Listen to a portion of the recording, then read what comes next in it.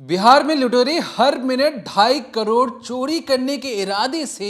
Tanishq jeweller के अंदर डाका डालने पहुंचते हैं। बकायदा अजय देवगन के स्टाइल में पिस्टल निकालकर सबको धमकाने की कोशिश हो रही है। ये जो सीसीटीवी फुटेज आप देख रहे हैं, यही वो डकैत हैं, यही वो चोर हैं जो डाका डालने के लिए तनिष्क ज्वेलर के अंदर पहुंचे हैं। साथी भी हैं इनके, लेकिन महज आधी से पौन घंटा बीता ही होगा कि इन जनाब की एक और तस्वीर आ जाती है। व्हील चेयर पे बैठे हैं, मुंह टेढ़ा हो चुका है, हाथ भी टेढ़ा है और इन्हें बहुत जोर की चोटें आई हैं। क्या है अंदर की कहानी, वो तो जरूर बताएंगे कि किस तरीके से बिहार पुलिस ने इनका एनकाउंटर तो कर दिया, लेकिन जनाब अपने 5 से 6 9 सीखिए डकैतों के साथ, बिल्कुल ऐसा लगेगा कि आप कॉमेडी शो देख रहे हैं। उस वक्त उस तनिष्क ज्वेलर के अंदर जितने भी लोग मौजूद थे उनकी हालत खराब है। हाथ खड़े कर उन पर पिस्टल तान कर कहा गया कि हमें चोरी करने दो, हम तुम्हारी दुकान की जितनी भी सारी चीजें हैं रातों रात या कहे सुबह के वक्त में ही हम माला माल हो जाएंगे।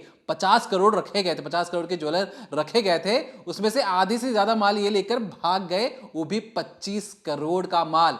चोरों की जो हरकत है, किस तरीके से वो बैग के जरिए और जो सोना है, जो ज्वेलरी वो डाल रहे हैं, बकायदा हर एक सीसीटीवी फुटेज, बिल्कुल एक्सक्लूसिव सीसीटीवी फुटेज आपके सामने आज हम बिल्कुल रॉ फुटेज दिखाएंगे और बताएंगे कि इन डकैतों से गलती कैसे हो गई। और बिहार पुलिस भी कोई दूध की धुली नहीं है, उन्हें से कहां गलतियां हुई हैं, कैसे चोर या डकैतों को पकड़ने में उनसे इतनी लेट लतीफी हुई है, बिल्कुल एक डिटेल्ड रिपोर्ट आज आपके सामने रखेंगे। फिर आप बताइए कि चोर सही या पुलिस सही, क्योंकि चोर पुलिस के इस खेल में हर कोई ये कह रहा है कि हम 30 मार खां, लेकिन 30 मार खां असल में डकैत कैसे है, उसके बारे में आज डिकोडिंग क्राइम के अंदर हम बात करेंगे।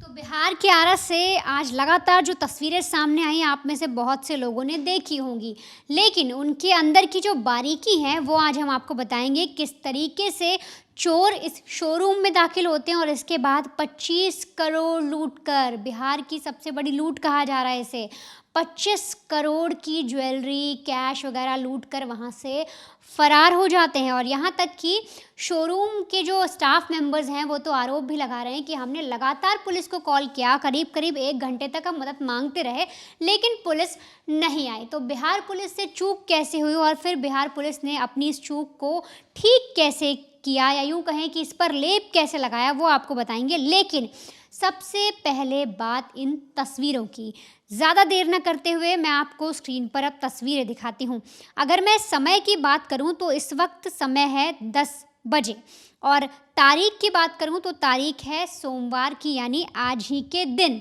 अब आप सबसे पहले एक एक करके इन तस्वीरों को ज़रा गौर से देखिए और मैं आपको इन तस्वीरों को समझाने की कोशिश करती हूँ। इस वक्त अगर आप तस्वीर देखेंगे तो इसके अंदर आपको काफ़ी लुटेरे और कुछ लोग दिखाई दे रहे होंगे जिन्होंने अपने हाथ ऊपर खड़े किए हुए हैं। लेकिन उससे पहले क्या होता है, तो दरअसल हर रोज़ की तरह यानी आज सोमवार को भी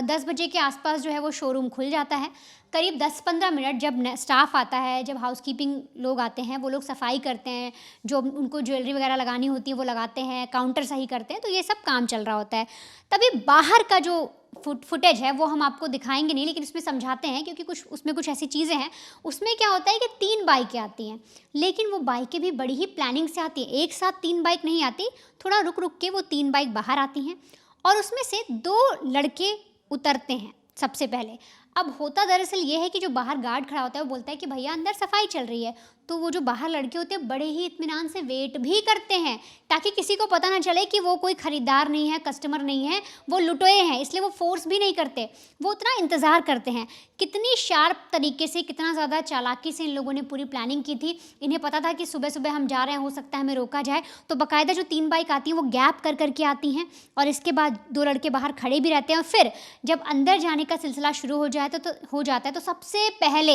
2 लड़के अंदर घुसते हैं, उसके कुछ देर के अंतराल पर फटाफट बाइक आती है और बाकी लोग भी अंदर घुसते हैं। ये ऐसा इसलिए किया गया था ताकि किसी को पता ना चले कि ये सारे जो 7-8 लोग आए हैं ये एक साथ आए हैं। ये 2-2, 3-3 का झुंड बनाकर अंदर घुसे और फिर अंदर घुसते ही इन्होंने अपना खेल चालू कर दिया। सबसे पहले ये गार्ड के हाथ से बंदूक छीनते हैं, जो पिस्टल ले रखी होती है गार्ड ने, सिक्योरिटी गार्ड जो बाहर खड़े होते हैं या दरबान जो गेट के पास खड़े होते हैं, उनसे सबसे पहले पिस्टल खरीद लेता है एक आदमी और फिर साफ तौर पर फुटेज देखिए, इसमें आप देखिए एक ब्लैक कलर की एक शर्ट पहनी एक लड़के ने, उसने छोटी सी पिस्टल अपने हाथ में ली है और वो इस तरह से इशारा कह रहा है। उसका साफ कहने से मतलब है कि आप सब पीछे जाइए या एक जगह जाकर खड़े हो जाइए। अब आगे बढ़ते हैं तो एक एक करके बाकी जो लुटेरे हैं वो भी सामने आते हैं, और इनमें ज़्यादातर की अगर मैं बात करूं तो ज़्यादातर लोगों ने ब्लैक या गाढ़े रंग के कपड़े पहने हैं, जो सीसीटीवी के अंदर अगर हम देखें तो काले या नीले रंग के दिखाई दे रहे हैं। अब इसमें से एक लड़के को आप साफ तौर पर देखेंगे जिसके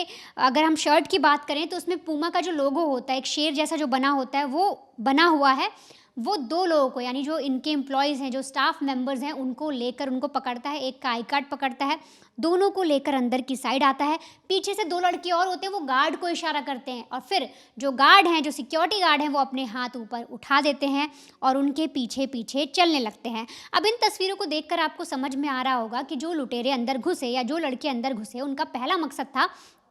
कि इस यहाँ पर जितना भी स्टाफ है, बताया जा रहा है कुल मिला के 25-26 लोगों का स्टाफ था, तो जो भी स्टाफ है वो एक जगह इकट्ठा हो जाए ताकि इनको लूट करने में, इनको चोरी करने में, इनको डकैती डालने में बेहद आसानी हो। ये डकैत चाह रहे थे कि इनकी आंखों के सामने सारे एम्प्लॉयज़ आ जाएं और एक जगह खड़े हो जाए ताकि बड़े आराम से जो सारा कोना है वो देख सकें और हर जगह से लूटपाट कर सकें। इसीलिए देखिए सीसीटीवी में एक एक करके बंदूक दिखा रहे हैं, लोगों को डरा रहे हैं, कभी किसी के हाथ पकड़ रहे हैं और इस तरीके से सबको एक कोने में ला रहे हैं। और तभी पीछे से एक लड़का और है, जो एक और लुटेरा है, वो पीछे से इशारा करता है, जिसने हुडी पहनी हुई है, अपना हाथ भी उठाता है और फिर वो साफ तौर पर इशारा करके कहता है कि जो स्टाफ मेंबर्स में जो महिलाएं थी वहाँ पर, जो पीली साड़ी में मौजूद हैं, जो तनिष्क ज्वेलरी शोरूम में काम करती हैं, उनको भी कहा जाता है वो भी अपना हाथ उठाती हैं और पीछे पीछे गार्ड जो जहाँ पर जा रहे थे वहाँ जाकर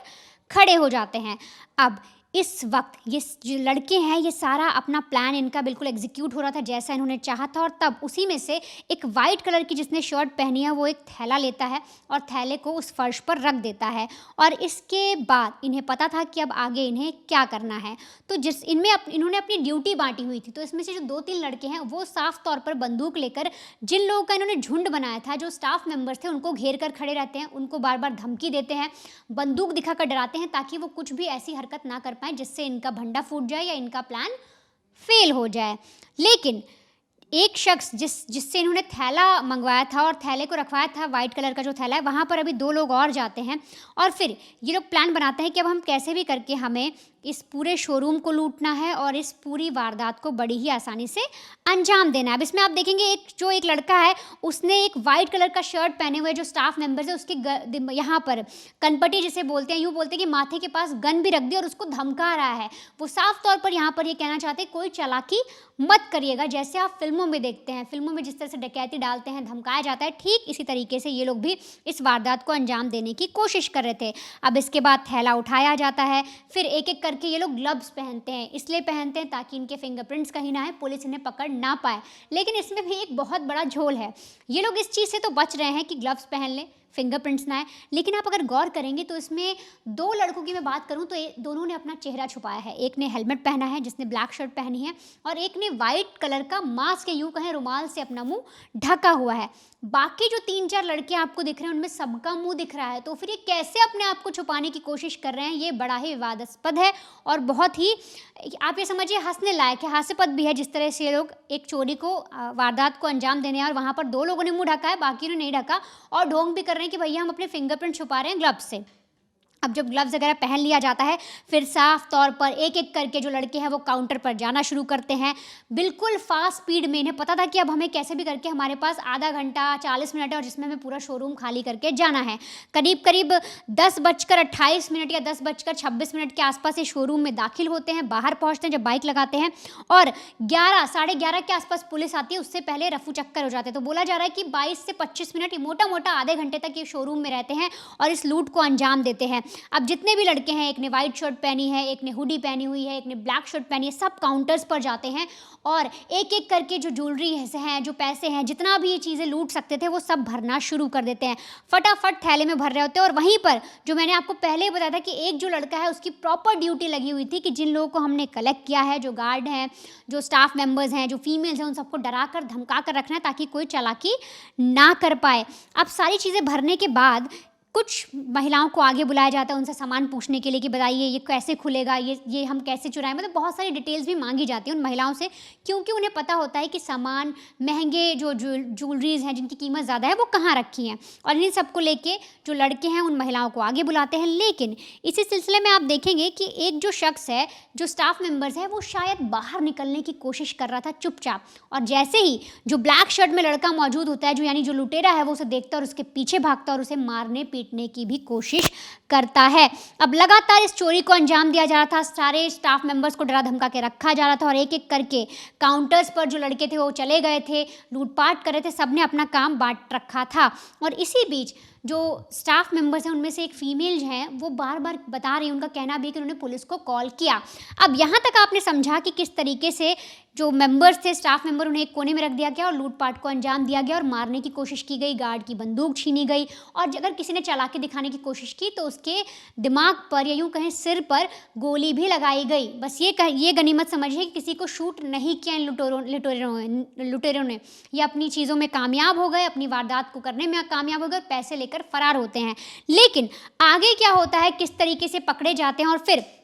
जब बार बार स्टाफ मेंबर्स कॉल कर रहे थे, लगातार पुलिस को बुलाने की कोशिश की जा रही थी, तो पुलिस मौके पर आई क्यों नहीं, और आखिर क्या है वो दो तस्वीरें जो अभी भी बेहद चौंकाने वाली हैं। एक तस्वीर तो सामने आ रही है कि ये चोरी कर रहे हैं और लोगों को हड़का रहे हैं, और एक तस्वीर आ रही है कि पुलिस के सामने इनकी ही घिग्गी बन गई है। तो किस तरीके की वो चीज़ें सामने आ रही है, पुलिस ने इस केस को इन्वेस्टिगेट कैसे किया, और बिहार पुलिस पर किस तरीके से इस पूरे मामले पर, जो कहा जा रहा है बहुत बड़ी लूट है, इस पर बहुत सारे क्वेश्चन और सवाल उठ रहे हैं, उन पर भी आरोप लगाए जा रहे हैं कि वो चुपचाप बैठी थी, वो कुछ कर ही नहीं रही थी। अगर पुलिस टाइम पर आती तो वो लूट कर ले ही नहीं जा पाते और बहुत सारी चीज़ें बच सकती थी। तो ऐसे कैसे आरोप लग रहे हैं बिहार की पुलिस पर?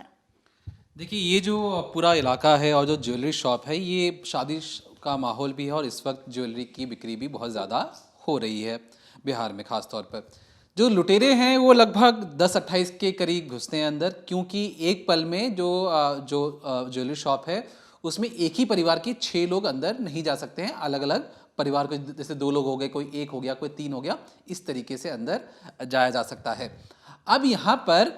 लगभग 10:28 से डकैती शुरू होती है और लगभग 10 से 15 मिनट के अंदर 25 करोड़ चुरा लिए जाते हैं। मतलब हर मिनट 2.5 करोड़ रुपए का नुकसान हो रहा था ज्वेलरी शॉप को। अब यहाँ पर चीज़ें का अगर ध्यान दिया होगा आपने, तो कुछ जो डकैत हैं उन्होंने अपना डबल प्रोटेक्शन के लिए हेलमेट भी लगा रखा है, किसी ने मास्क भी लगा रखा है, और यहाँ तक कि जो दूसरे जो साथी हैं वो अकेले ऐसे घूम रहे हैं। अब ये जो सारी जो तस्वीरें हैं वो एक एक कर सीसीटीवी कैमरे में कैद हो रही थी। अब यहाँ पर जो सुरक्षा में लगे हुए थे, जो तनिष्क ज्वेलर के जो लोग थे, वो चुपचाप पुलिस को 10:31 पर फ़ोन भी किए जा रहे थे। लेकिन जो बिहार पुलिस या कहें, जो अक्सर होता है कि पुलिस हमेशा जो वारदात हो जाती है उसके बाद ही मौका वारदात पर पहुंचती है, पहले पहुंचकर पुलिस क्या ही कर लेगी। तो कुछ यहाँ पर भी बिहार पुलिस के साथ होता है। बिहार पुलिस जैसा दावा करी थी कि हमें जैसी सूचना मिली हम फौरन ही मौका वारदात पर पहुंच जाते हैं, लेकिन अगर 10:31 से लेकर 10:50 तक चोर बड़े इत्मीनान से, आराम से चोरी की वारदात को अंजाम देते हैं, तो ये मुस्तैदी कहीं ना कहीं सवालिया निशान खड़े करती है बिहार पुलिस के ऊपर। लेकिन ये जो चोर थे, जिस तरीके से मैंने शुरुआत में आपको उससे कहा कि नौसिखिए चोर थे, नौसिखिए से कहने का मतलब नादान थे, बेवकूफ थे, क्योंकि कुछ साथियों ने तो मास्क और हेलमेट लगा के अपना चेहरा तो बचा लिया। जो बचे हुए 3-4 साथी थे वो यंग लग रहे हैं, मतलब अभी अभी जो नए नए लड़के हैं, उसके बाद वो जानबूझकर अपना चेहरा भी दिखा रहे हैं। उन्हें पता है कि उनकी रिकॉर्डिंग भी हो रही है, लेकिन उन्हें डर और का माहौल उनके अंदर है ही नहीं, क्योंकि उन्हें पता है कि बिहार पुलिस उन्हें पकड़ेगी नहीं। लेकिन जो ज्वेलरी शॉप थे उन्होंने देरी किए बिना जो तमाम जो सीसीटीवी फुटेज थे उससे पहले व्हाट्सएप पे लिया और व्हाट्सएप के जरिए पुलिस तक पहुंचाया। पुलिस ने अपने व्हाट्सएप ग्रुप पर, जो कह सकते हैं कि बिहार पुलिस बहुत ज़्यादा टेक्नोलॉजिकली अपग्रेड हो चुकी है, बिहार पुलिस ने अपने व्हाट्सएप ग्रुप पर सारी फोटोज़ और वीडियोज़ शेयर किया और कहा कि देखिए, अगर आसपास हमें नाकेबंदी करने की ज़रूरत है, क्योंकि चोर भाग चुके हैं, क्योंकि बिहार पुलिस थोड़ी सी लेट पहुंची है। बिहार पुलिस थोड़ी जल्दी पहुंच जाती तो हो सकता है शोरूम के अंदर ही डकैत को दबोच लिया जाता, क्योंकि जो ज्वेलर शॉप वाले, उनका कहना है कि हम बार बार फोन कर रहे थे, एक बार फोन करिए नहीं किया, बार बार फोन करने के बाद भी अगर बिहार पुलिस अंदर नहीं आ रही है, तो कहीं ना कहीं दिक्कत वाली बात है। अब होता क्या है, व्हाट्सएप पर शेयर हो जाता है, पता लगता है कि 3 बाइक में 6 लोग आए थे तो जो भागने की कोशिश कर रहे हैं। तीनों लोगों के पास बैग हो सकता है या थैला हो सकता है, उसमें ज्वेलरी वाली चीजें हो सकती हैं। अब किसी पुल के पास जब ये क्रॉस कर रहे थे और छपरा की ओर जा रहे थे वहां पर, तब उन्हें पता लगता है कि पुलिस वालों को कि जिस तरीके से ब्यौरा दिया गया है व्हाट्सएप ग्रुप पर, जहां पर बताया गया है कि 6 डकैत भाग रहे हैं, बाइक के जरिए भाग रहे हैं, थैला हो सकता है, सीसीटीवी फुटेज भी है, तब इशारे के जरिए बाइक वाले को रोका जाता है। अब यहाँ पे जो डकैत थे उन्हें लगता है कि पुलिस उन्हें पहचान चुकी है, पुलिस उन्हें गोली मार देगी। जो बिहार पुलिस का दावा है कि जो डकैतों ने उन पर जवाबी कार्रवाई की और उन पर गोली चला दी। अब जब डकैतों ने गोली चलाई है तो बिहार पुलिस कैसे पीछे रहती? बिहार पुलिस ने भी गोली चलाई और सीधे जो बिहार पुलिस की जो थ्योरी है उनके मुताबिक उन डकैतों के सीधे पैर पर गोली लग जाती है, क्योंकि बिहार पुलिस एनकाउंटर तो उन्होंने किया है लेकिन उन्होंने उनकी जान भी बख्श दी, पैर पे गोली मारा, जो कायदा कानून कहता भी है। पैर पे गोली मारते ही 2 जो लुटेरे थे वो नीचे गिर जाते हैं। जो 2 बैग के जरिए जो लूटे गए गहने थे वो रास्ते पे बिखर जाता है, बैग के जरिए नीचे गिर जाता है, जिसे बिहार पुलिस उठाती है और दावा करती है कि हमने बहुत सारे हद तक जो चोरी की जो चीजें हुई थी हमने उसे रोक लिया है और बरामद कर लिया है। अब ये जो तस्वीर दिख रहे हैं जिसके बदन पर कोई कपड़ा नहीं है, मुरझाया हुआ है, चोट लगने की जिस तरह की तस्वीरें हैं, व्हील चेयर पर बैठा हुआ है, ये वही डकैत है जो कुछ देर पहले तक मुस्तैद होकर अजय देवगन की स्टाइल मारकर धमका रहा था, कह रहा था कि कोने में जाओ, मैं तुम्हें गोली मार दूंगा, हम डकैत हैं, हमें लूटने दो। अब यही चोर बिहार पुलिस की जो पुलिसिया तरीका होता है, डंडे से जो काम होती है, गोली लगने के बाद उसकी हालत पस्ता हो चुकी है। अब बिहार पुलिस इसे अपने तरीके से पूछेगी, लेकिन यहां पर जो सवाल की घेरे में है वो है बिहार पुलिस। बिहार पुलिस के अफसर का पहले बयान सुनिए, फिर हम आपसे आगे मुखातिब होते हैं। आज 10:30 बजे की लगभग घटना है, इसमें तनिष्क शोरूम टाउन थाना क्षेत्र अंतर्गत इसमें जो है 6-7 की संख्या में अपराधी आए हैं और इनके द्वारा जो है की गई है। अभी आकलन किया जा रहा है टोटल कितने अमाउंट की जो है लूट हुआ है। सभी जगह पर नाकाबंदी कर दी गई है और SIT का गठन किया गया है। इसमें जल्द से जल्द अपराधियों की जो है गिरफ्तारी कर ली जाएगी। फुटेज में कुछ अपराधियों की पहचान की जा रही है, जल्द इसमें गिरफ्तारी कर ली जाएगी। 6-7 की संख्या में अभी CCTV फुटेज हम लोगों ने जो देखा है शोरूम के अंदर और बाहर में, बाकी इनका रूट भागने का हम लोग देख रहे हैं। और यहाँ पे जो प्राइवेट गार्ड थे जो यहाँ पे ड्यूटी कर रहे थे, उनका राइफल भी लेकर लोगों के द्वारा भाग रहे हैं। इनसे अभी स्टोर मैनेजर से अभी हम लोग इसका आकलन करा रहे हैं, जैसा उनके द्वारा दिया जाता है उसके अकॉर्डिंग कर पाएंगे। सर, दिन दहाड़े इस घटना को अंजाम दिया गया है सर, अपराधी पहले से बड़ी चूक है और इसमें हम लोग जो है जल्द से जल्द गिरफ्तारी करने का। तो सुना आपने, बिहार पुलिस का कहना है कि जैसे ही हमें पता लगा हम मुस्तैद होकर वहां पर पहुंच गए। अब कहानी में अगर आप फौरन ही पहुंच जाते तो लूट होती नहीं, लेकिन खुद सुनिए उस ज्वेलर के जो वहां पे लोग काम करते हैं, मृत्युंजय कुमार नाम है इनका, इन्होंने क्या चीजें बताई। ये पहले इनकी बाइट सुनिए फिर हम आपको बताते हैं। जैसे वो लोग अंदर इनके हथियार के साथ गेट पे गार्ड अंकल को अंदर ढकेल के वो लोग आ रहे, वैसे मैं सीढ़ी के पास थी, मैं वहीं पे उसी टाइम पुलिस को कॉल कर दी थी, बट पुलिस को कोई रिस्पांस नहीं आया था वहां से। पुलिस बार बार कहती कि ठीक है गाड़ी पहुंच रहा है, वहां पे पुलिस पहुंच रही है, बट कोई रिस्पांस नहीं है। मैं 20-25 कॉल की वहां पे, मगर कोई रिस्पांस नहीं आया वहां पे। लगातार कॉल करते रहे बट कोई रिस्पांस नहीं। टाइमिंग भी आप देख लीजिए, टाइमिंग भी बस 1 मिनट का अंतर है। वो लोग इन किया, मैं कॉल की थी वहीं पे, बट पुलिस को कोई रिस्पांस नहीं आया था। कितने लोग थे जो आप देखिए अपने आंखों से, वो बताइए कैसे कैसे क्या हुआ? लगभग 9-10 लोग थे, सबके पास रिवॉल्वर था, सबके पास डबल रिवॉल्वर था। तो मृत्युंजय कुमार बार बार ये कह रहे हैं कि देखिए मैंने बार बार फोन किया बिहार पुलिस को, लेकिन बिहार पुलिस थोड़ी सी मुस्तैद, थोड़ी सी जल्दी कर देती तो ये जो चोर पुलिस का जो भागम दौड़ वाला जो खेल है और जिस तरीके से चोर भाग रहा होता है, बिहार पुलिस पीछे पीछे भाग रही होती है, एनकाउंटर करने की जरूरत ही नहीं पड़ती। हो सकता है वहां पे सरेंडर कर देते, इतना नुकसान ही नहीं होता। और पूरे देश में ये डकैतों ने इंतजार किया कि उनकी जो ब्रेकिंग न्यूज पूरी दुनिया में चले, पूरे भारत में चले,